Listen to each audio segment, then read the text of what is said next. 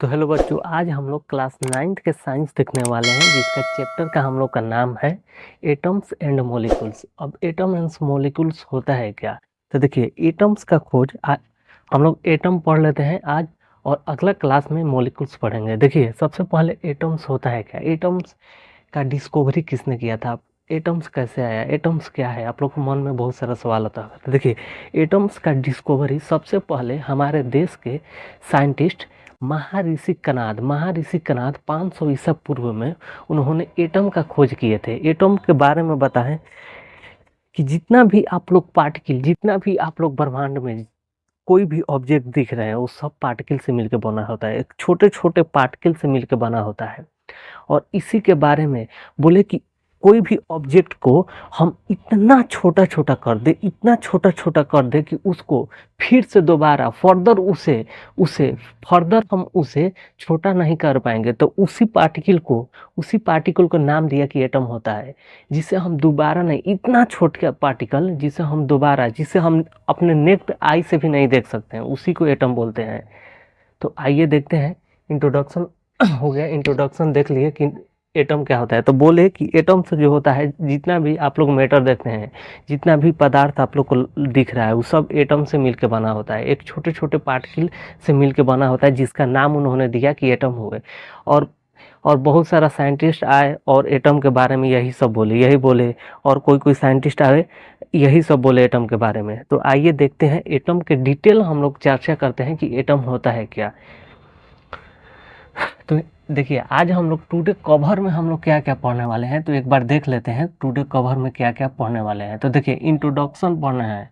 Introduction हम लोग को पढ़ना है, और फिर दोबारा में हम लोग को पढ़ना है law of chemical combination. Law of chemical combination पढ़ना है। फिर थर्ड में पढ़ना है Dalton atomic theory. Dalton atomic theory पढ़ना है। फिर ड्रॉबैक या लिमिटेशन ऑफ डाल्टन थ्योरी का लिमिटेशन क्या हुआ, ड्रॉबैक क्या रहा डाल्टन थ्योरी का। फिर Dalton atomic symbol of different element, Dalton साहब जी ने सिंबल दिए थे एलिमेंट के बारे में, वो सब भी देखना है। Symbol of element, various various element के हम लोग सिंबल देखेंगे।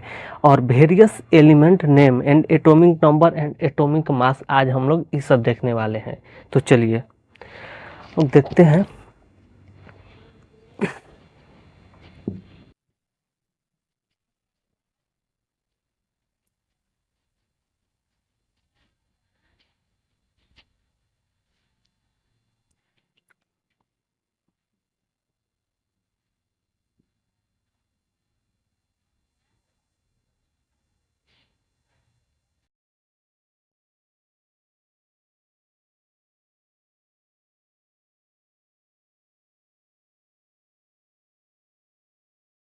देखिए, परमाणु होता है क्या?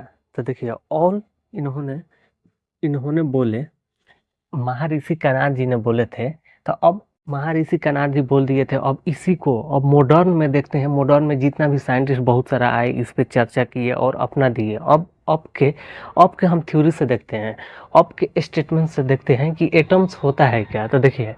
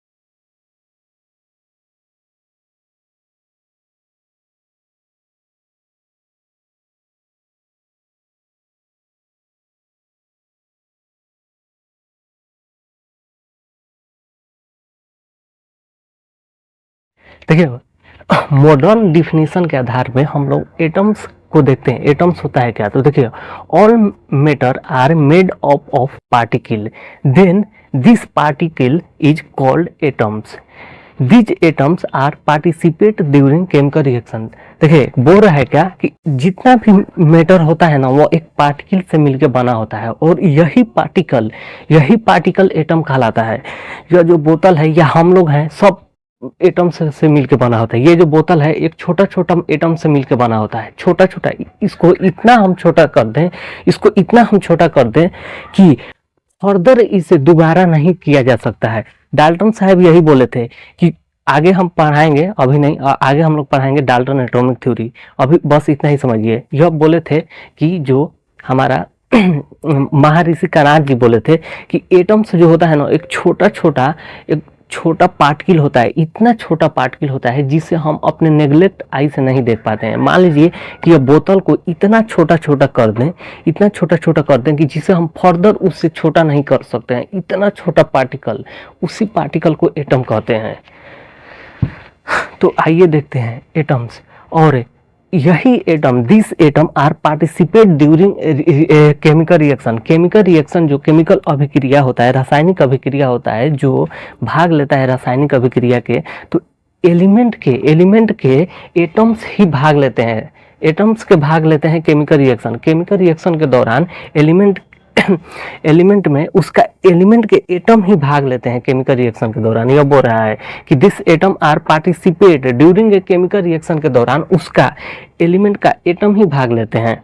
और atoms are can not see naked eye, और एटम को अपने आंख से नहीं देख सकते हैं। एटम्स इतना छोटा पार्टिकल होता है जिसे हम अपने नेक्ट आई से नहीं देख पाएंगे, तो वही एटम्स होता है। तो चलिए आइए देखते हैं एटम्स हो गया।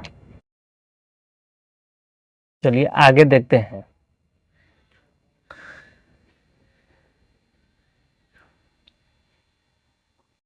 अब देखिए एटम्स हो गया। देखिए एटम्स जो हो गया तो हम लोग जानते हैं जितना भी यहाँ पे आप लोग दिख रहा है वो सब एटम से मिलकर होता है। तो भाई एटम्स जुड़ता कैसा है, ऐसा कौन सा उसमें फोर्स लगता है, या कौन सा ऐसा इफेक्टिव एलिमेंट, या कौन सा ऐसा फोर्स या कुछ भी हो उसको जुड़ने में मदद कर रहा है। जुड़ के बहुत सारा पार्टिकल, बहुत सारा एटम मिलके एक बड़ा विशाल एक मैटर बन जा रहा है। उसमें क्या है इफेक्टिव, वो क्या है कि इतना पार्टिकल मिलते हैं, तो वही पढ़ेंगे। लॉ ऑफ केमिकल कॉम्बिनेशन पढ़ रहे हैं कि आखिर पार्टिकल या एटम कैसे जुड़ जाते हैं एक में, और जुड़ के कैसे एक विशाल मैटर बना लेते हैं। तो आइए देखते हैं।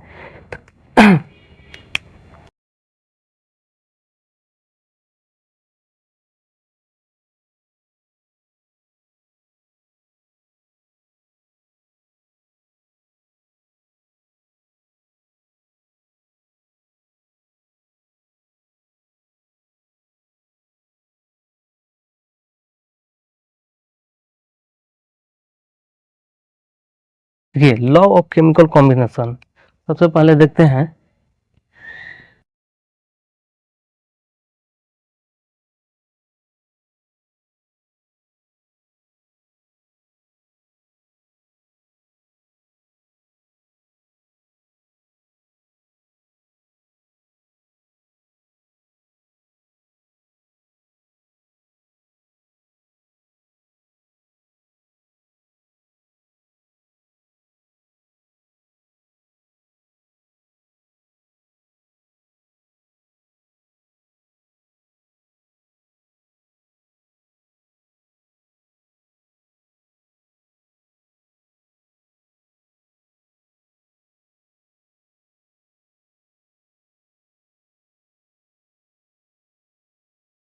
देखिए लॉ ऑफ केमिकल कॉम्बिनेशन के बारे में ये दो साइंटिस्ट दिए थे, Antoine L Lavoisier and Joseph L Proust दिए थे। जोसेफ एल यानी इनको जे एल पोरेस्ट भी बोलते हैं, इनको J L Proust and Lavoisier L scientist ने, इन्होंने लॉ ऑफ केमिकल कॉम्बिनेशन के बारे में दिए थे कि बताए थे कि अगर कोई पार्टिकल जुड़ के अगर मैटर बन रहा है तो ऐसा क्या चीज है कि एक दूसरे के जुड़ रहे हैं, ऐसा ऐसा कैसे एक दूसरे में जुड़ जा रहे हैं, तो वही इन लोग ने डिटेल में व्याख्या की है कि ऐसा कौन सा पार्टिकल है। तो देखिए अब इन्होंने दो गो लॉ दिए थे। देखिए ऐसे आपको केमिकल में, आप रासायनिक अभिक्रिया में इन्होंने 5 गो रासायनिक लॉ दिए थे, और पांचों लॉ को पढ़ के आप पूरा केमिस्ट्री पढ़ लीजिएगा। बस 9th में आप लोग को बस 2 ही लॉ पढ़ना है, यहाँ पे 2 लॉ ही पढ़ना है। देखिए पहला इन्होंने दिए थे,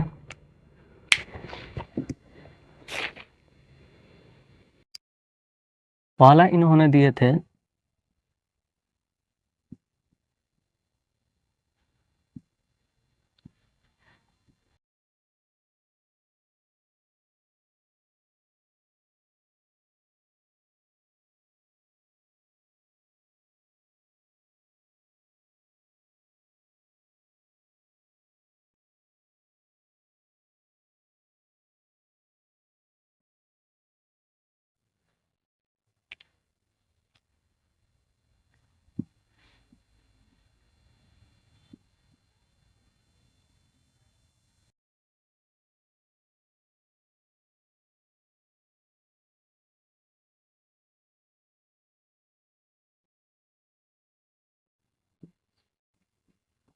देखिए इन्होंने 2 गो लॉ दिए थे। देखिए इन्हीं को फादर ऑफ, इन्हीं को फादर ऑफ केमिस्ट्री बोलते हैं, इन्हीं को फादर ऑफ केमिस्ट्री बोलते हैं। देखिए इन्हीं को father of, Antoine L Lavoisier को फादर ऑफ केमिस्ट्री बोले थे, कहा कि इन्होंने ज़्यादा दिए थे, इन्होंने ज़्यादा लॉ दिए थे केमिस्ट्री में, तो इन्हीं को फादर ऑफ केमिस्ट्री बोल दिया गया था। तो law of conservation of mass, देखिए इन्होंने इन्होंने दोनों साइंटिस्ट मिलके और लॉ लॉ दिए थे जी। पहला लॉ का नाम है law of conservation of mass, law of conservation of mass, and दूसरा लॉ दिए थे लॉ ऑफ डिफिनिट प्रोपोर्शन या लॉ ऑफ कांस्टेंट प्रोपोर्शन दिए थे। तो आइए इसको एक एक करके हम लोग डिटेल में पढ़ते हैं।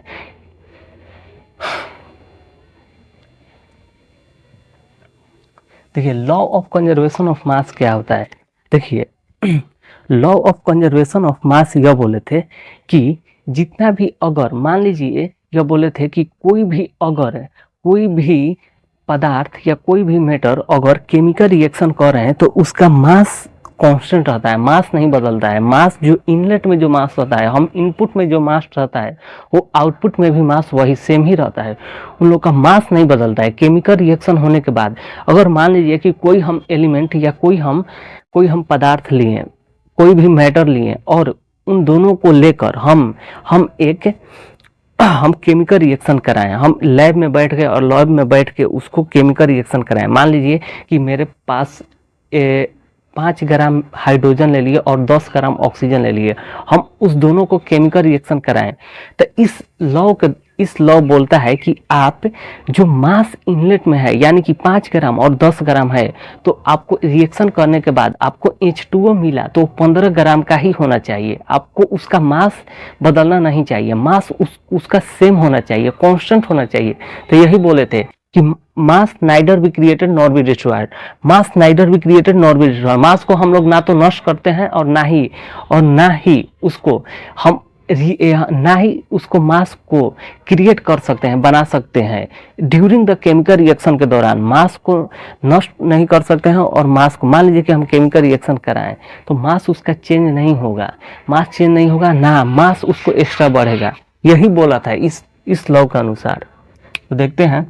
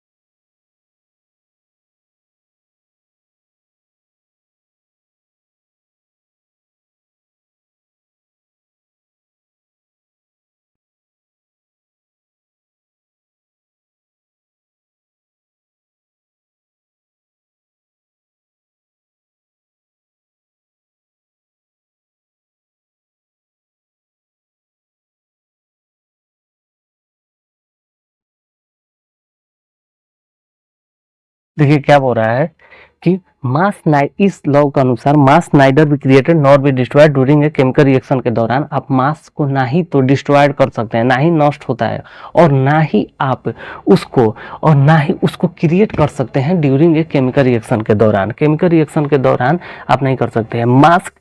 मास रिएक्टेंट जो हम एलिमेंट लिए हैं उसको मास, देखिए आप हम समझा रहे हैं अकॉर्डिंग टू दिस लॉ के अनुसार, आपको समझा रहे हैं अकॉर्डिंग टू दिस लॉ, इस लॉ के अनुसार हम बता रहे हैं कि मान लीजिए कि हमको A B plus B C, A B plus C D कोई हमको एक एलिमेंट है उसको हम रिएक्शन कराएं। मान लीजिए कि हमको मिला A D plus C B, हमको दो रिएक्शन मिला। तो देखिए ई जो होता है ना, इधर तीर के इधर वाला जो रहता है उसको हम लोग बोलते हैं रिएक्टेंट बोलते हैं, और इधर वाला को प्रोडक्ट बोलते हैं, प्रोडक्ट। अभिकारक इसको बोलते हैं, अभिकारक इसको बोलते हैं उत्पादन। तो इस लॉ के अनुसार बोला था कि A B plus C D is equal to A D plus C B, यानी कि mass A B plus mass C D plus mass A B plus mass C D is equal to mass A D plus mass C B, यानी कि reactant मास में जो reactant है और उत्पादन वाला मास दोनों सेम होना चाहिए। केमिकल रिएक्शन के दौरान जितना हम लोग का मान लीजिए कि 10 ग्राम है और यही 10 ही ग्राम होना चाहिए केमिकल रिएक्शन के दौरान, बदलना नहीं चाहिए, यह बोले थे। और देखिए तो यही जो लॉ हुआ, यानी कि मास ए बी हुआ, mass A B plus mass C D, यानी कि दोनों का मास बराबर होना चाहिए, इज इक्वल होना चाहिए, यानी कि उत्पादन वाला मास और ई रिएक्टेंट मास एंड उत्पादन वाला प्रोडक्ट मास दोनों का सेम होना चाहिए। चलिए समझ में आ गया होगा, तो अगला पे चलते हैं।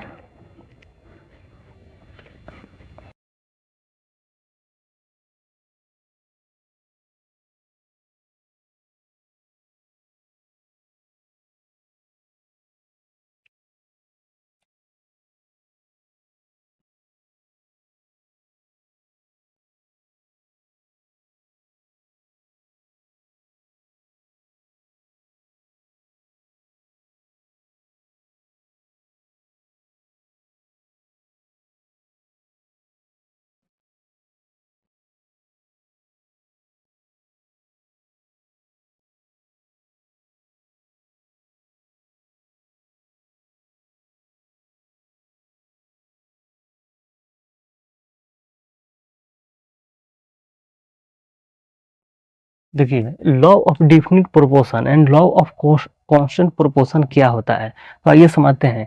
देखिए इसके अनुसार ये जो बोले थे कि ये लॉ दिए थे, this law is given by Joseph L Proust दिए थे, जोसेफ एल पोरेस्ट इस लॉ दिए थे, वो जो लॉ दिए थे वो एंटोनी एल लेबोरियस वो वाला लॉ दिए थे, मास कंजर्वेशन ऑफ मास वाला दिए थे। तो देखिए लॉ ऑफ डेफिनिट प्रोपोर्शन में हम लोग देखते हैं कि मान लीजिए ये बोले थे कि अगर कोई एलिमेंट है, अगर मान लीजिए कि कोई एलिमेंट है तो उसका जो आपस में जो जुड़ते हैं वो एक डिफिनिट रेशियो में, यानी कि सिंपल रेशियो में उसका मास का जो मास परसेंटेज जो होता है ना उसका सेम रेशियो में जुड़ते हैं। देखिए अगर मान लीजिए कि हम वाटर ले लिए, ऐसा समझिए, मान लीजिए कि हम वाटर ले लिए, आप देखिए मान लीजिए कि हम वाटर ले लिए, अगर ये वाला वाटर समझिए, मान लीजिए कि हम वाटर ले लिए, अगर ये वाटर आप बारिश वाला लीजिए या नल का लीजिए या जल का लीजिए, कोई सा भी आप वाटर लीजिए और इसको प्योर कर दीजिए, और प्योर करने के बाद उसका जो दोनों का मास का जो रेशियो होता है ना, हाइड्रोजन और ऑक्सीजन का जो रेशियो होगा वो सेम अमाउंट में होना चाहिए, यानी कि ये नहीं बदलना नहीं चाहिए कि हम कहीं भी पानी लिए तो उसका जो अमाउंट होगा ना, उसका जो रेशियो 3 होगा या 5 होगा, इसका जो रेशियो बदल जाएगा, इसका 4 रेशियो नहीं, आप कहीं से भी सेम एलिमेंट लाए, उसका प्योर करने के बाद उन लोग का रेशियो सेम होता है। इस लॉ के अनुसार बोला गया था कि अगर आप कहीं से भी कोई भी एलिमेंट अगर उसका जो मास परसेंटेज का रेशियो होता है ना उस सेम रेशियो में जुड़ता है। यानी कि अगर मान लीजिए कि हम वाटर लिए, दोबारा आप सुनिए, मान लीजिए कि हम वाटर लिए और वाटर आप कहीं से लीजिए, आप बारिश वाला रेन से लीजिए या आप नल से लीजिए या कहीं से आप वाटर लीजिए और उसको प्योर कर दीजिए और प्योर करने के बाद दोनों को देखिए मिलाइए, उसका मास का परसेंटेज का रहता है ना उस सेम रहता है, बदलेगा नहीं। यानी कि मास का जो रेशियो होता है उस सेम, मास का जो रेशियो में होता है उस सेम में जुड़ता है, यानी कि सिंपल रेशियो में उन लोग जोड़ता है। तो यही होता है लॉ ऑफ डेफिनेट प्रोपोर्शन। यानी कि देखिए अब इसको डिफिनेशन क्या होता है, डिफिनेशन लिख लीजिए।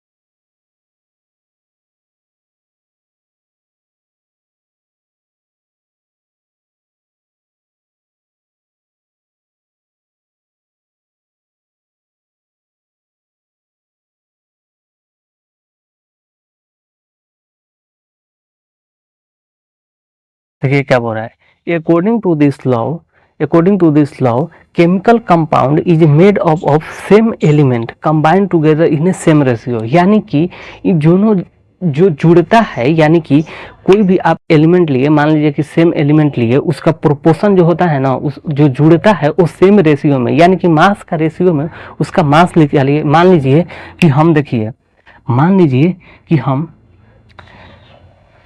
मान लीजिए लिए हम हाइड्रोजन लिए तो इसका हाइड्रोजन का मास कितना होता है मास इसका मान लीजिए कि 2 हो गया और इसका हो गया 16।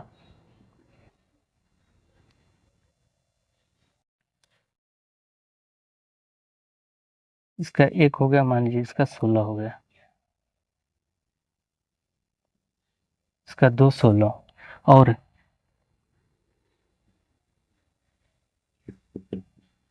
1:8 हुआ। इन लोग का रेशियो निकाले, हम मास का इन लोग का रेशियो निकाले तो 1:8 हुआ। अब देखिए इसका, अब इन लोग आप कहीं से आप वाटर को लीजिए, आप इसका सेम ही अमाउंट में, यानी कि 1:8 ही में, 1:8 इसका रेशियो होता है 1:8 ही में, 1:8 में, 1:8 में ही इन लोग कंबाइन करेंगे। यानी कि वाटर जो हर जगह रहेगा उस सेम अमाउंट में ही कंबाइन करेगा। मगर आज के डेट में इसको लिमिटेशन के रूप में इसको गलत ठहरा दिया, गलत नहीं मतलब कि गलत हम लोग नहीं बोल सकते हैं कि गलत इसको ठहरा दिया गया, नहीं, इसका जो उसको यह जो अभी जो बताया था आइसोटोप्स के बारे में यह नहीं बता पाया, यह लिमिटेशन इसका यह रहा कि यह आइसोट्रोप्स मतलब समस्थानिक यह आइसोटोप्स के बारे में नहीं बताया पाया। आइसोटोप्स क्या होता है, देखिए आइसोटोप्स वह होता है जिसका आइसोटोप्स वह होता है जिसका सेम एलिमेंट हो और उसका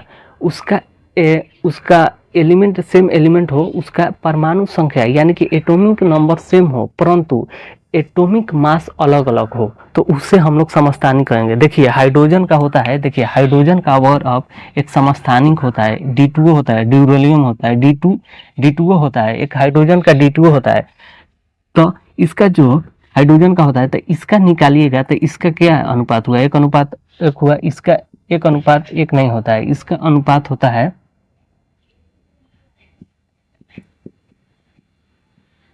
इसका 1:4 होता है। तो देखिए इन लोग में क्या हुआ, इसका रेशियो, ये भी वाटर का ही फॉर्मूला है, यह भारी हेवी वाटर का फॉर्मूला होता है, यानी कि भारी हेवी वाटर का यह फॉर्मूला होता है, और यह होता है, यह भी वाटर का फॉर्मूला होता है। तो हम इसका रेशियो निकाले तो देखिए इसका मास का जो रेशियो होता है 1:8, 1:4 होता है, इसमें 1:4 होता है। तो यहाँ पे देखिए तो बदल नहीं गया। तो यही आइसोटोप्स के बारे में नहीं समझा पाए, आइसोटोप्स के बारे में, तो यही इनका एक लिमिटेशन रह गया कि आइसोटोप्स के बारे में नहीं समझा पाए।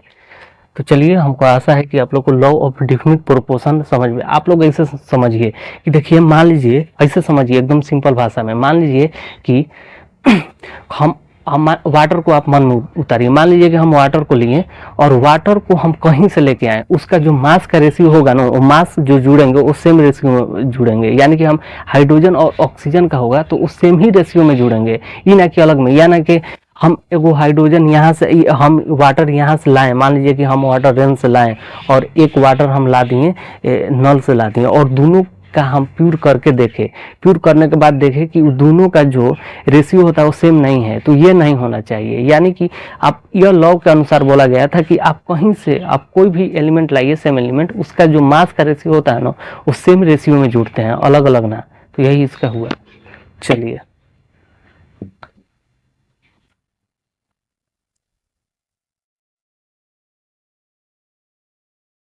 अब नेक्स्ट टॉपिक पे चलते हैं। नेक्स्ट टॉपिक हम लोग का है Dalton atomic theory. Dalton atomic theory,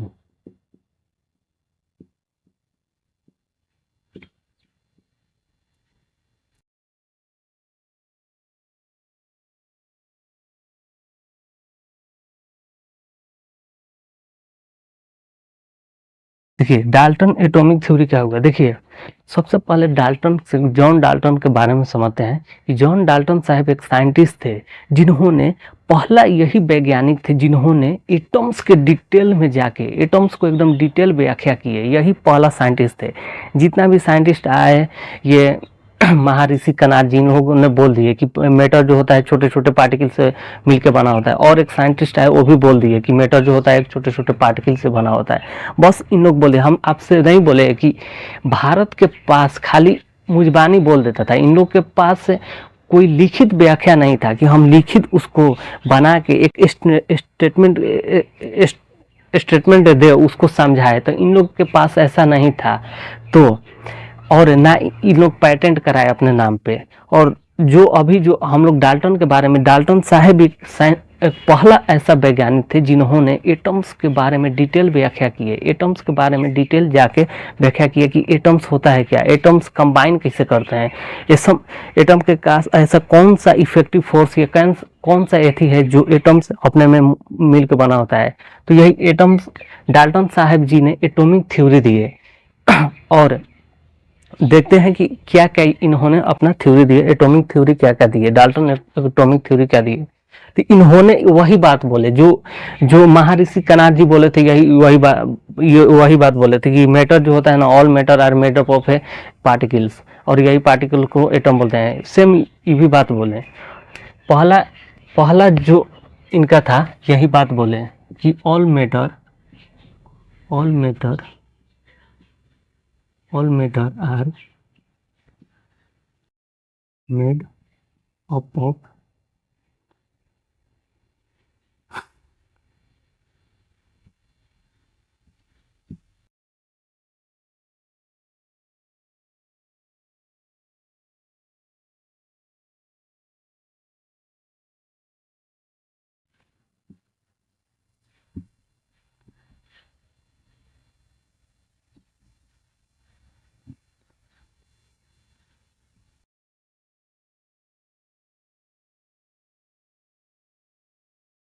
पहला इन्होंने यही बात की कि all atoms are made of smallest particle, then this particle is called atoms होता है। और इन्होंने यह बोला कि जो एटम्स होता है ना, यही एटम्स होता है वो केमिकल रिएक्शन में भाग लेते हैं, केमिकल रिएक्शन के दौरान एटम्स ही भाग लेते हैं, यही पार्टिसिपेट करते हैं इनका।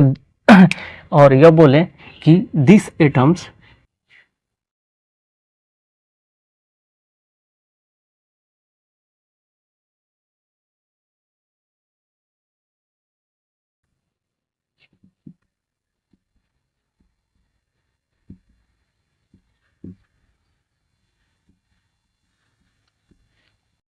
और बोले यही एटम जो पार्टिसिपेट करते हैं केमिकल रिएक्शन में। और दूसरा स्टेटमेंट बोले कि एटम्स एटम्स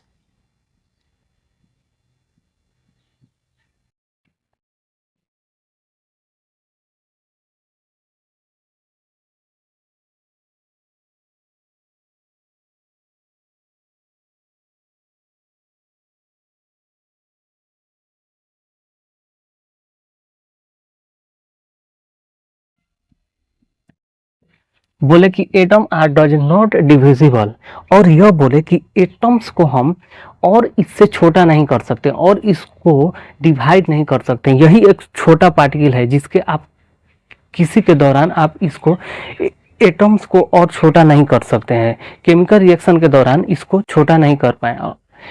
हाँ, केमिकल रिएक्शन के दौरान इसको आप छोटा नहीं कर पाएंगे, मगर एटम्स को जो अभी आप देख रहे हैं, आप एटम को और आगे जब आप ही लोग के आगे पढ़ना है स्ट्रक्चर ऑफ एटम के बारे में पढ़ना है, वहाँ पे आपको एटम के बारे में डिटेल पढ़ना है। वहाँ पे आपको एटम्स के इतना, और वहाँ पे भी जाइएगा ना तो एटम्स को भी डिविजिबल किया जाता है। एटम को डिविजिबल करके और एटम्स जो होता है वहाँ पे पढ़ा जाता है कि एटम्स जो बना होता है इलेक्ट्रॉन, प्रोटॉन और न्यूट्रॉन से बना होता है। और इलेक्ट्रॉन और प्रोटॉन को भी फर्दर हम लोग डिटेल में व्याख्या करते हैं कि इलेक्ट्रॉन, प्रोटॉन और न्यूट्रॉन। तो बस हम लोग को यहाँ पे इतना ही सुनना है और आगे नेक्स्ट चैप्टर में हम लोग को पढ़ना है। देखिए यहाँ पे बोले थे कि atoms does not divisible, atoms को हम फर्दर डिविजिबल नहीं कर सकते हैं।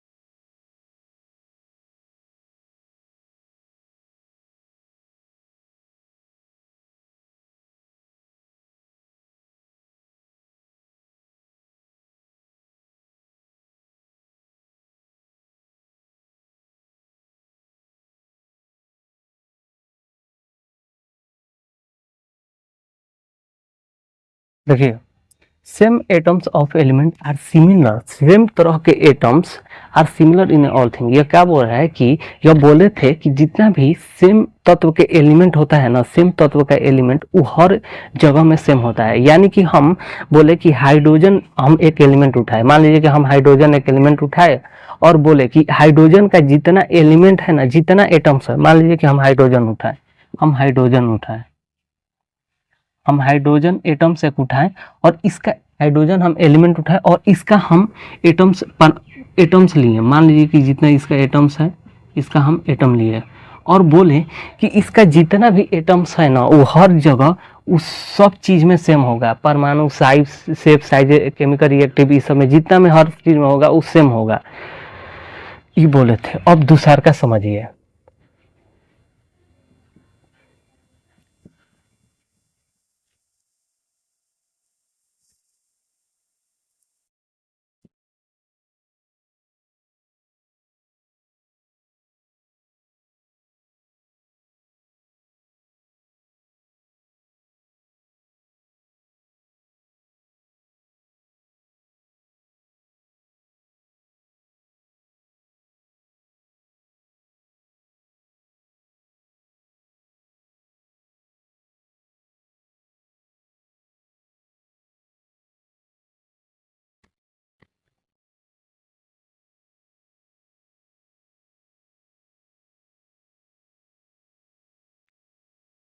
और देखिए तीसरा दे दी, तीसरा क्या दिया स्टेटमेंट, यह बोले कि डिफरेंट एटम्स ऑफ एलिमेंट, यानी कि डिफरेंट डिफरेंट एलिमेंट का जो एटम होता है वो हर चीज में डिफर होगा, डिफरेंट होगा। माने मान लीजिए कि हम हाइड्रोजन और ऑक्सीजन के दो एलिमेंट उठाए और उसका हाइड्रोजन और ऑक्सीजन हम दो एलिमेंट उठाए और उसका जो हम रेशियो यानी कि हम मास रेशियो या कुछ हम उसको बोल रहे हैं वो हर जगह में डिफर रहेगा। मगर ऐसा आप लोग को हम लिमिटेशन बताएंगे, अभी इसको नहीं बोलिए, बस ये जो दिए थे वही समझिए। यह बोले थे कि डिफरेंट एटम्स ऑफ एलिमेंट, यानी कि डिफरेंट एलिमेंट का जो एटम होता है वो हर चीज में सेम नहीं होगा, हर चीज में डिफर होगा।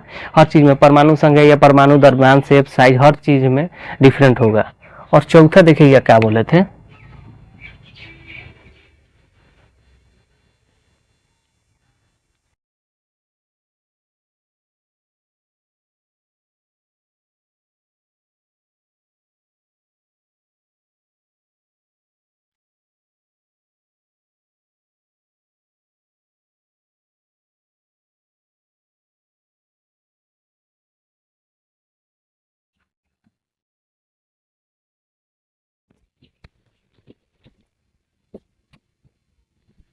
बोले थे कि atom can neither be created nor be destroy. जो बोले थे कि एटम्स को आप neither be created nor be destroyed, atom को ना तो आप क्रिएट कर सकते हैं और ना ही डिस्ट्रॉयड कर सकते हैं during a chemical reaction. During chemical reaction के दौरान एटम्स को ना ही तो आप ना ही तो क्रिएट कर सकते हैं और ना ही आप बना सकते हैं, यह बोले रदरफोर्ड जी ने बोले थे।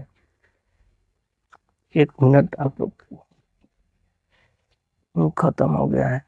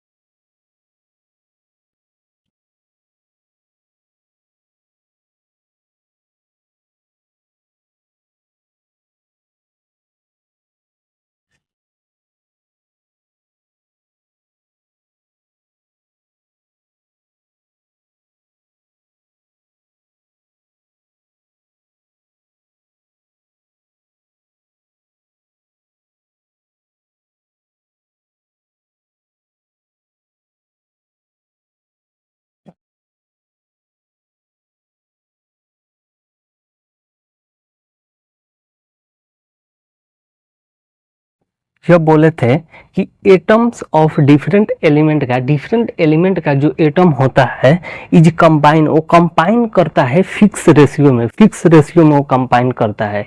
यानी कि जो एटम्स का जो रेशियो होता है, अभी जो हम बोले ना आप लोग को जो ये जो एटॉमिक थ्योरी है, डाल्टन एटॉमिक थ्योरी जो थे ना, वो जितना भी इन लोग केमिकल आप जितना भी हम पढ़ाएं अभी, लॉ ऑफ केमिकल कॉम्बिनेशन, इसके लिमिटेशन को दूर किए थे, यही लिमिटेशन को दूर किए थे।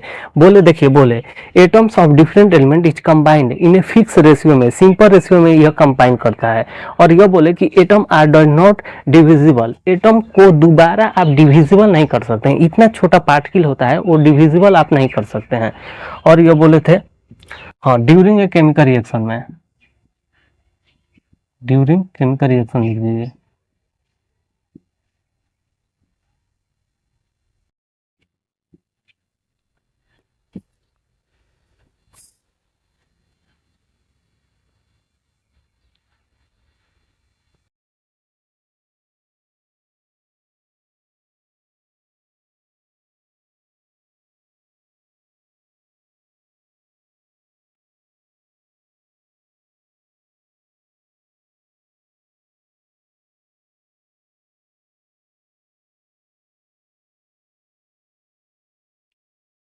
चलिए अब देखते हैं इसका इसका लिमिटेशन क्या था, इनका लिमिटेशन अब देखते हैं।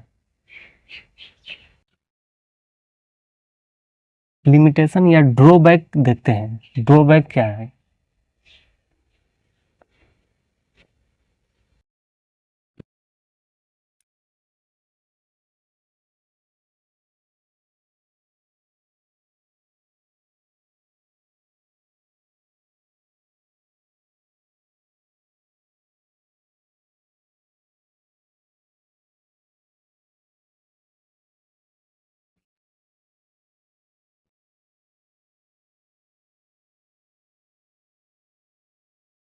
इसका लिमिटेशन या ड्रॉबैक देखते हैं कि ड्रॉबैक क्या था, ड्रॉबैक देखते हैं।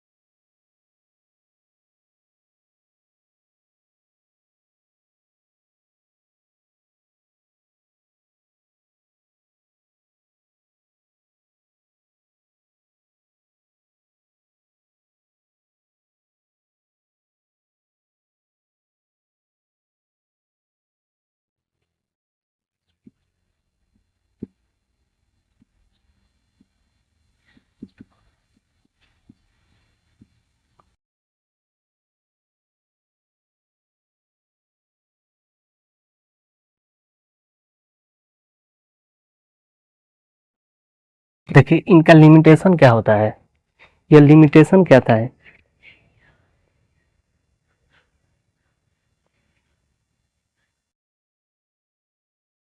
देखिए इसका लिमिटेशन इनका समझती है कि एटम्स आर डिविजिबल। यह बोले थे कि डाल्टन साहब जी ने बोले थे कि atom atom atom does not divisible, atom indivisible होता है। इनडिविजिबल कहने का मतलब यह हुआ कि एटम्स को अब आप दोबारा नहीं, आपको वो दोबारा आप उसको नहीं तोड़ पाएंगे। इतना एटम्स इतना छोटा पार्टिकल है, उसको आप दोबारा नहीं तोड़ पाएंगे, यह बोले थे। और यह अब आज के दौर में बहुत सारा साइंटिस्ट आए, रदरफोर्ड आए, फिर जाके आए जे थॉमस आए, और एक साइंटिस्ट आए, फिर बोर जी आए। तो ये सब आए और इसको गलत ठहराए, इसको गलत नहीं बोल सकते हैं। ये आके इनको एक्सप्लेन को एथी किया, डिस्ट्रॉयड मतलब डिस्ट्रॉयड नहीं कर सकते हैं, इसको एक्सप्लेन को पोस्टपोन कर दिया कि नहीं ये ऐसा नहीं होता है, ये ऐसा होता है। यानी कि ये एटम्स आर डिविजिबल, इन्होंने बोला कि एटम्स डिविजिबल होता है। और फिर इन्होंने बोला, तभी तो आप आगे जाइएगा तो इसको डिविजिबल करके एटम्स को तोड़ के इलेक्ट्रॉन, प्रोटॉन और न्यूट्रॉन तीन गो में तोड़ते हैं। एटम्स को इलेक्ट्रॉन, प्रोटॉन और न्यूट्रॉन में आगे जाइएगा तो पढ़िएगा। एटम के आपको क्लास में 9th में है एटम स्ट्रक्चर, आप आगे जाइएगा तो उन लोग में पढ़ना है। एटम को डिविजिबल करके उसको छोटा छोटा, उसी को एटम को भी डिविजिबल किया जाता है, और एटम को डिविजिबल कर दिया जाता है इलेक्ट्रॉन और प्रोटॉन और न्यूट्रॉन में। तो आइए देखिए, और फिर यह बोला था it is not explain the isotopes के बारे में नहीं बोला था। देखिए हम एक यह बोला था, इन्होंने यह बोला था कि सेम एलिमेंट जो होता है, इन्होंने बोला था कि सेम एलिमेंट जो होता है उसका, सेम एलिमेंट का जो एटम जो होता है उस सेम एलिमेंट का एटम हर जगह हर चीज में सेम होगा, ऑल थिंग में वो सेम होगा। मगर यह लिमिटेशन है, यह ऐसा नहीं होता है, इन्होंने बताया। और बहुत सारे साइंटिस्ट ने बताया कि नहीं सर ऐसे नहीं होता है। आप ये बताइए कि हाइड्रोजन होता है, हाइड्रोजन होता है, हाइड्रोजन का परमाणु संख्या एटॉमिक नंबर 1 होता है और मास नंबर भी 1 होता है। और फिर आए और फिर बोला कि ये बताइए, हाइड्रोजन हो गया, और ये बताइए ड्यूटेरियम इसी का समस्थानिक होता है, आइसोटोप्स होता है ड्यूटेरियम, ड्यूटेरियम होता है DU ड्यूटेरियम, इसको डी से होता है। तो इसका होता है, इसका परमाणु संख्या 1 होता है मगर द्रव्यमान संख्या 2 होता है। फिर इसके बाद एक और होता है, इसी का आइसोटोप्स होता है ट्यूटेरियम, TUTERIUM, ट्यूटोरियम।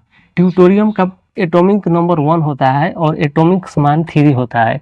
तो यही बोले कि यह बताइए इसी का समस्थानिक है, इसी का आइसोटोप्स होता है, तो इसका परमाणु संख्या, इसका एटॉमिक नंबर सेम है, इसका भी एटॉमिक नंबर सेम है, ट्यूटोरियम का भी एटॉमिक नंबर सेम है, मगर इन लोग का तो मास तो भाई ये सब तो सेम एलिमेंट है, मगर इन लोग का मास क्यों डिफर हो रहा है? तो आपका तो लिमिट, आपका जो स्टेटमेंट तो यहीं पे तो गलत हो गया ना, गलत हो गया। तो यही बोले कि नहीं सर ऐसे नहीं होता है, जो हमारा हाइड्रोजन का, हाइड्रोजन ड्यूटेरियम है, ट्यूटोरियम है, इसका एटॉमिक नंबर सेम है, सेम एलिमेंट है। आप बोले थे कि सेम एलिमेंट होना चाहिए, सेम एलिमेंट का एटम हर चीज में सेम होता है, तो यहाँ पे कैसे सेम हो रहा है? यहाँ पे सेम नहीं ना हो रहा है।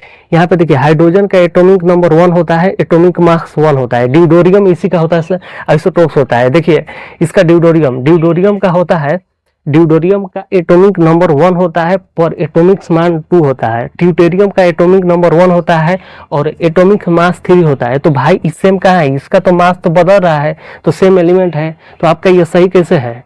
तो इसको लिमिटेशन बता दिया। और फिर it is not explain the isobar. अब देखिए आइसोबार क्या होता है, आइसोटोप आप समझ गए कि इसका ऐसा सेम एलिमेंट जिसका परमाणु संख्या बराबर हो, परंतु परमाणु संख्या बराबर हो परंतु द्रव्यमान संख्या बराबर न हो, यानी कि एटॉमिक नंबर बराबर हो पर एटॉमिक मास बराबर नहीं हो। अब देखिए आइसोबार क्या होता है, आइसोबार ऐसा डिफरेंट एलिमेंट जिसका परमाणु संख्या परमाणु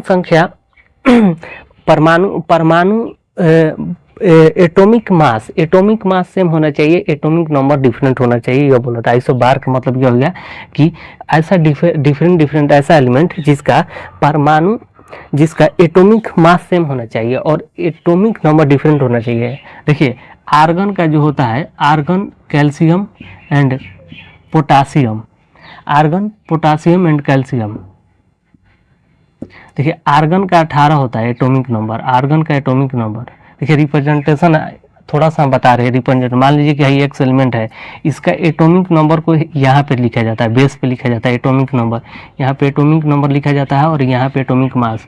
तो देखिए इसका जो आर्गन का परमाणु संख्या 18 होता है और परमाणु भार एटॉमिक मास 40 होता है, इसका जो एटॉमिक नंबर होता है 19 होता है और एटॉमिक मास 20 होता है, इसका भी एटॉमिक नंबर 20 होता है, एटॉमिक मास 40 होता है। तो देखिए यह बोले थे डाल्टन साहब जी, बोले थे कि अलग अलग तत्व के, यानी कि अलग अलग डिफरेंट एलिमेंट के जो डिफरेंट के जो एलिमेंट के एटम से जो होता है वो हर चीज़ में डिफरेंट ही होगा। सर यह डिफरेंट कैसा है, यह बताइए कि यह हर चीज़ में डिफरेंट कैसा है, यह बताइए। हाई एलिमेंट अलग है, ये भी एलिमेंट अलग है, ये भी एलिमेंट अलग है, यह एटॉमिक नंबर तो डिफरेंट है, मान रहे हैं, पर एटॉमिक मास तो सर सेम ना है। तो आप बोले थे कि हर चीज़ में डिफरेंट रहेगा, तो सर है हर चीज़ में डिफरेंट कैसे है? अब बताइए, एक्सप्लेन कीजिए। तो यही यहाँ पे इसका भी बोल दिया गया है कि नहीं सर ये भी आपका स्टेटमेंट सही नहीं है, सही नहीं बोल रहा है, तो इसका भी हो गया। और देखिए इट इज, और फिर बोले थे it is a not explain, हाँ it is a not explain the why, it is not explain the why atoms are combine, या which force are responsible for combining the atom. और John Dalton साहब ji explain नहीं कर पाए कि जो हमारा एटम जो कंबाइन कर रहे हैं और क्यों कंबाइन कर रहे हैं, ऐसा कौन सा फोर्स है, ऐसा कौन सा रिस्पॉन्सिबल फोर्स है जो दोनों एटम को जोड़ के और एक मैटर बना दे रहा है, ऐसा कौन सा फोर्स है, इन लोग भी नहीं समझा पाए। तो यही इनका ड्रॉबैक रहा। चलिए हमको आशा है आप लोग को समझ में आ गया होगा। तो चलिए आगे चलते हैं, हम लोग तो नेक्स्ट टॉपिक पे चलते हैं। अब देखिए डाल्टन का सिंबल हम लोग पढ़ लेते हैं।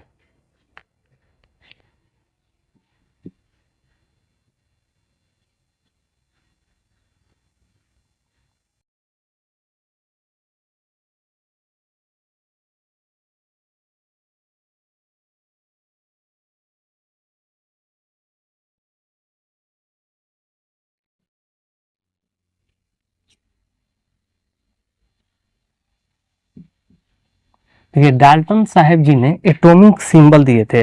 मान लीजिए डाल्टन साहब जी ने, अब देखिए आप लोग को उतना नहीं पूछा जाता, ये सब कुछ नहीं आता है, ये सब नहीं आएगा आप लोग को, बस आप लोग को नॉलेज के लिए बता दिया जा रहा है कि क्या होता है। देखिए डाल्टन साहब जी बताए थे कि एटम्स के हर हर एलिमेंट को उठाए और बहुत सारा एलिमेंट को उठा के और बोले ना, इसका जो एटम का जो एलिमेंट होता है ना वो डिफर डिफर अलग अलग होता है, और उसका शेप दिए कि ये एलिमेंट का हम लोग का उसका एटम का हम जो रिप्रेजेंटेशन करेंगे, सिंबल देंगे कि हाँ। अब देखिए गोला, अब आयरन है, आयरन को हम गोला बना के सर्कल बना के हम आई लिख देंगे। हम आयरन को गोला बना के अगर आई लिख देंगे तो उसका यह आयरन का एटम हुआ, यह आयरन का एटम हुआ, आयरन का एटम हुआ। मान लीजिए कि हम ऐसे कर दिए और यह ऐसे कर दिए, ऑडी का, यह ऑडी ऑडी का नहीं होता है, यह मर्सिडीज का ऐसे साइन होता है। तो अगर ऐसे हम कर देंगे फास्फोरस हो जाएगा। ऐसे अगर हम एक सर्कल बना के और ऐसा हम सिंबल बना देंगे तो यह फास्फोरस हो गया।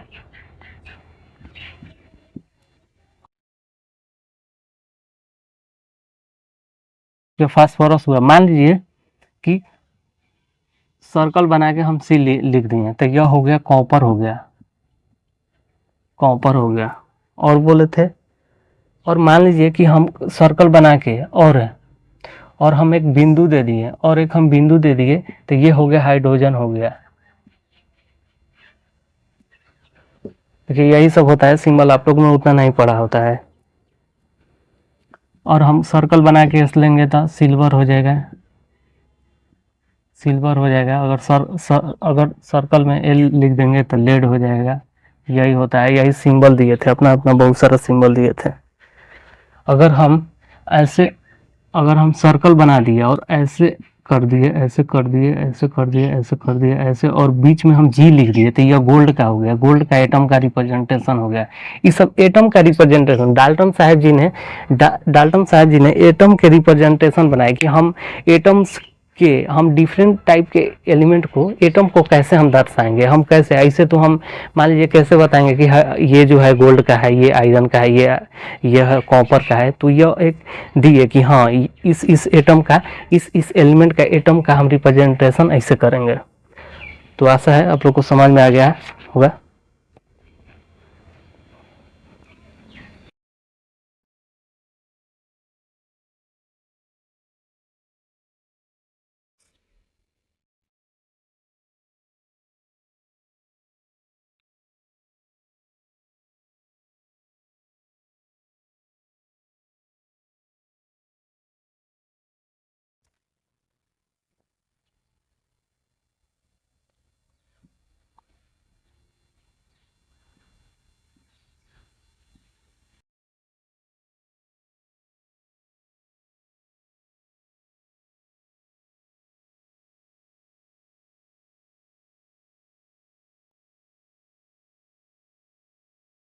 देखिए सिंबल देखते हैं एलिमेंट के। आप देखिए आप लोग को क्लास 9 में बस आप लोग को 20 तक ले, एक पीरियोडिक टेबल में बस 20 तक ले आप एलिमेंट याद कर दीजिए। अगर 20 तक ले आप, ज़्यादातर आप 20 तक लें, या नहीं तो 25 30 तक ले आप। अभी नहीं, 20 तक ले काफ़ी है, आप लोग 10वां तक ले 20 तक काफ़ी है, 10वां एग्जाम तक ले, टेंथ टेंथ तक ले ये सही है। तो देखिए इन्होंने, हम एटम को रिप्रेजेंट कैसे करेंगे। देखिए एटम का रिप्रेजेंट यूपेक,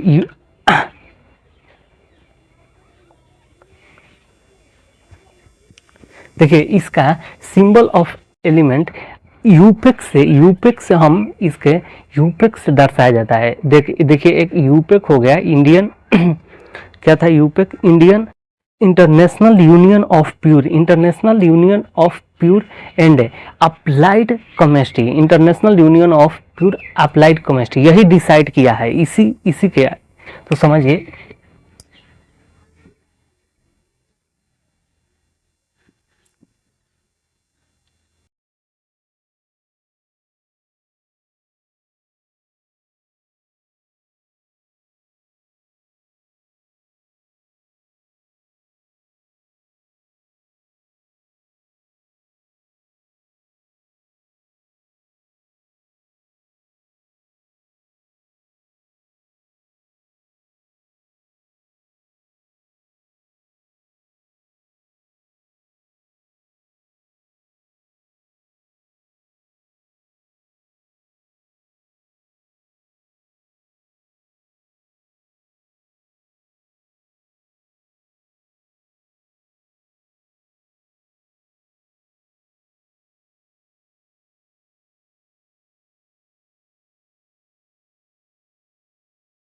देखिए सिंबल, देखिए मान लीजिए कि हम एलिमेंट बना दीजिए, मान लीजिए कि हमें ब्रह्मांड में बहुत सारा एलिमेंट है और इसको बना दिया और इसका रिप्रेजेंटेशन हम नहीं दिए, इसका सिंबल नहीं दिए, या सिंबल नहीं बोल सकते हैं, सिंबल ऑफ एलिमेंट, सिंबल नहीं बोल सकते हैं, सिंबल भी बोल सकते हैं या रिप्रेजेंटेशन भी बोल सकते हैं, सिंबल ऑफ एलिमेंट या representation of element, representation of element. Element का रिप्रेजेंटेशन क्या होना चाहिए? मान लीजिए कि हम एलिमेंट बना दिए, एलिमेंट मान लीजिए कि हम खोज कर दिए, उसका नामकरण नहीं किए। मान लीजिए नामकरण क्यों किया जाता है? पहचानने के लिए, किसी भी ऑब्जेक्ट को पहचानने के लिए हम नामकरण किया जाता है। मान लीजिए यह मार्कर है, अभी हम मार्कर बोल रहे हैं तो आपको समझ में आएगा कि यह मार्कर है। अगर इसका हम नाम नहीं धर रखते, अगर हम इसका नाम नहीं बोलते तो आप कैसे बता पाते कि यह क्या है? तो इसलिए किसी भी चीज़ को पहचानने के लिए नामकरण दिया जाता है, नेमिंग किया जाता है। तो देखिए एलिमेंट का जो नामकरण है, एलिमेंट का जो नाम दिया गया था वो यूपेक से, international Union of pure applied. देखिए यूपेक क्या है? यूपेक एक ऑर्गेनाइजेशन है, वही जो एलिमेंट के बारे में वो नामकरण किया था। देखिए बहुत सारा देश के साइंटिस्ट एक जगह आए और बोले कि हम लोग क्या क्या सिंबल रखे कि सब जगह वो अप्लाइड हो, हर व्यक्ति उसको माने कि हाँ हाइड्रोजन के हम लोग एच मतलब हाइड्रोजन होता है, एच ही मतलब हीलियम होता है, सी मतलब कार्बन होता है। तो यही सब बहुत सारे साइंटिस्ट आए और नामकरण किए कि हाँ हम लोग इसको इस चीज़ से बोलेंगे, इसको इस चीज़ से बोलेंगे। तो यूपेक के द्वारा इसको दिया गया था नामकरण। आपको ये ऑब्जेक्टिव में क्वेश्चन भी आ जाएगा कि एलिमेंट का रिप्रेजेंटेशन किसके दिया जाता है? यूपेक के द्वारा दिया गया था। यूपेक यह एक ऑर्गेनाइजेशन है। The symbol of the element are decide by the IUPAC के द्वारा, Indian International Union of pure applied chemistry. तो देखिए कैसे दिया गया था। मान लीजिए कि हम हाइड्रोजन है, हाइड्रोजन को अब नामकरण हम क्या बोलेंगे? हाइड्रोजन को हम क्या बोलेंगे? तो इन लोग नामकरण दिए कि हाँ हाइड्रोजन को हम लोग एच कहेंगे। और चलिए, और मान लीजिए हीलियम है, तो इन लोग नामकरण दिए कि हाँ हीलियम को एच ही से कहेंगे। और मान लीजिए कि सोडियम है, हम कुछ एलिमेंट आपको पूरा नहीं बता रहे हैं, कुछ एलिमेंट मान लीजिए कि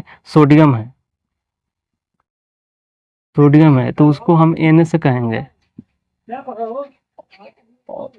मान लीजिए कि कार्बन है और कार्बन को हम लोग सी से रिप्रेजेंट करेंगे। और मान लीजिए कि नाइट्रोजन है तो उसको एन से रिप्रेजेंट करेंगे। तो यही नामकरण हुआ। यूपेक के द्वारा यही नाम दिया गया था कि आप लोग जो एलिमेंट है उसको नामकरण हम लोग बहुत सारा साइंटिस्ट मिल के दिए और बोले कि हाँ ये एलिमेंट को हम लोग इस नाम से नामकरण करेंगे। यही हुआ। चलिए अब आगे देखते हैं नेक्स्ट टॉपिक। चलिए देखते हैं हम लोग वेरियस एलिमेंट देखते हैं। आपको क्लास 9th में 20 तक ही एलिमेंट को पढ़ना है, आप ज़्यादा नहीं पढ़ना है क्लास 9th में। तो देखिए एलिमेंट हम लिख दिए हैं, बस आप लोग को देखिए हाइड्रोजन है पहला element, hydrogen, helium, lithium, beryllium, boron, carbon, nitrogen, oxygen, fluorine, neon, sodium, magnesium, aluminium, silicon, phosphorus, sulphur, chlorine, argon, potassium, calcium. आपको 20 ही तक याद करना है। तो हम 20 तक लिख दिए हैं एलिमेंट का, जिसका आप रिप्रेजेंटेशन यूपेक के द्वारा, यूपेक एक ऑर्गेनाइजेशन है, वो रिप्रेजेंटेशन दिया था कि हाइड्रोजन को रिप्रेजेंटेशन एच ले करते हैं और हीलियम को एच ही से करते हैं, लिथियम को एल आई से करते हैं, बेरिलियम को बी से, आगे बोरोन है तो लिथियम, बेरिलियम तो बोरोन है ना, बेरिलियम बी से बोरोन, सी से कार्बन, एन से नाइट्रोजन, ओ से ऑक्सीजन, एफ से फ्लोरीन। अब आइए एन से नियोन होता है और एन से सोडियम होता है, एम जी से मैग्नीशियम को रिप्रेजेंट करते हैं, एल से एल्युमिनियम को, और एस ले सल्फर सिलिकॉन को, एस आई से सिलिकॉन को, फास्फोरस को पी से, एस ले सल्फर को, क्लोरीन के Cl से करते हैं, आर्गन को Ar से रिप्रेजेंटेस करते हैं, और पोटासियम को K से, और कैल्शियम को Ca से। अब देखिए आप लोग को ऐसे देखिए ये सब डिफरेंट अभी आप लोग का नया एलिमेंट आया होगा तो याद करने में दिक्कत होगा, तो आप एक ट्रिक के द्वारा याद करते हैं। तो इसमें ट्रिक क्या है, हम आपको ट्रिक दे रहे हैं।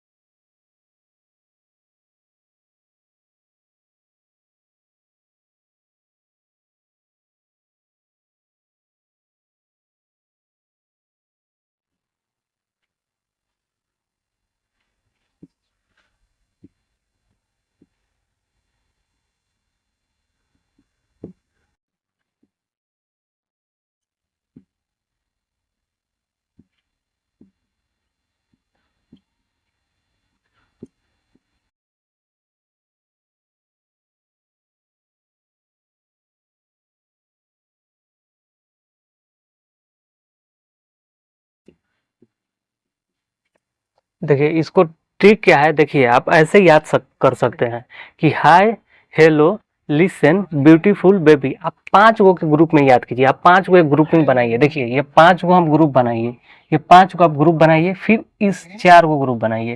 देखिए ग्रुप कैसे बनाना है, ग्रुप देखिए कैसे बनाना है, ग्रुपिंग आप कैसे बनाइएगा, ग्रुपिंग देखिए 6 के बनाइए, फिर 4 के बनाइए, और फिर 5 के बनाइए, फिर नहीं आगे आपको 5 के बनाइए, 5 बनाइए, फिर 4 बनाइए, और फिर 6 बनाइए, और फिर 4 बनाइए। ऐसे ग्रुप आपको बनाना है। देखिए आप 5 का ग्रुप बना लीजिए और यहाँ पे 4 का। देखिए आप कैसे याद करना है, hi hello listen beautiful baby. Hi से क्या होता है, हाय से हाइड्रोजन हो गया, एच से हीलियम हो गया, एल आई से लिथियम हो गया, बी से ब्यूटीफुल हो गया, बी से बेरिलियम हो गया, अब बेबी से बोरॉन हो गया, बी से बोरॉन हो गया। आपको जो हाईलाइट दिख रहा है वही से याद करना है। बी ई से बेरिलियम, एल आई से लिथियम हो गया, एच से हीलियम, एच से हाइड्रोजन। तो देखिए हाइड्रोजन हो गया, और यहाँ पे देखिए कार्बन, और फिर आइए और 4 गो के ग्रुप में ये वाला बनाइए। कोमल नंबर 2 फोन का, सी से क्या हो गया कार्बन, एन ओ से क्या हो गया नाइट्रोजन, एन से हो गया नाइट्रोजन, ओ से ऑक्सीजन, और एफ से फ्लोरीन। अब ये 2 इकाई ये वाला नहीं आपको याद करना है, फ्लोरीन। अब यहाँ पे आइए, फिर 6 का ग्रुप बनाइए, ये 6 का ग्रुप बनाइए। देखिए 2 2 4 2 6, 6 का ग्रुप बनाइए,